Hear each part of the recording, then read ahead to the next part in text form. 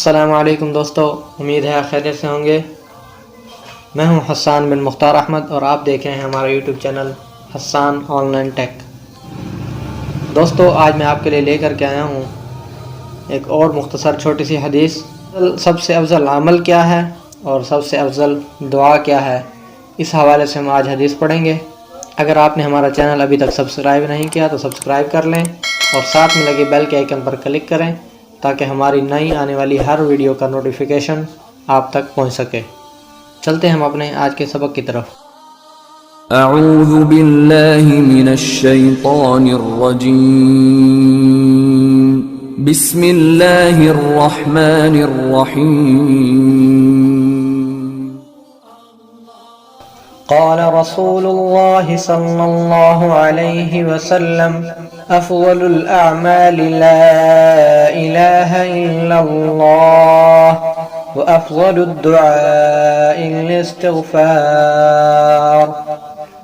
صدق الله العظيم۔ سب سے زیادہ فضیلت والا عمل لا الہ الا اللہ اور بہترین دعا استغفار ہے۔ حضور اکرم صلی اللہ علیہ وسلم نے اس حدیث میں دو باتیں ارشاد فرمائیں کہ سب سے زیادہ افضل عمل کیا ہے اور سب سے زیادہ فضیلت والی دعا کیا ہے۔ پہلے سے ہمیں بتایا کہ افضل الاعمال لا الہ الا اللہ، کہ افضل عمل لا الہ الا اللہ ہے، یعنی اللہ تعالیٰ کا ذکر، اللہ تعالیٰ کی توحید کا اقرار، اس کو سب سے زیادہ فضیلت والا عمل قرار دیا۔ جبکہ دوسرے حصے میں استغفار یعنی اپنے گناہوں کی، اپنی کوتاہیوں کی معافی طلب کرنے کو سب سے افضل دعا قرار دیا ہے، سب سے زیادہ فضیلت والی دعا قرار دیا۔ اس حدیث شریف کے پہلے حصے میں ارشاد ہے افضل الاعمال لا الہ الا اللہ، یعنی اللہ کے سوا کسی دوسرے کو معبود نہ ماننا، الہ نہ ماننے کا اقرار اور اپنے عمل اور اپنے کردار سے اس عقیدے کا اظہار سب سے فضیلت اور عظمت والا عمل ہے۔ لا الہ الا اللہ میں لفظ الہ سے مراد ایسی ذات ہے جس کی عبادت کی جائے، جس سے بے پناہ محبت اور عقیدت ہو۔ اللہ ہی کی ذات ہے جس نے ہمیں پیدا کیا، ہمیں عقل اور بصیرت عطا کی، ہمیں نہ صرف زندگی دی بلکہ زندگی کی نعمتیں بھی دی۔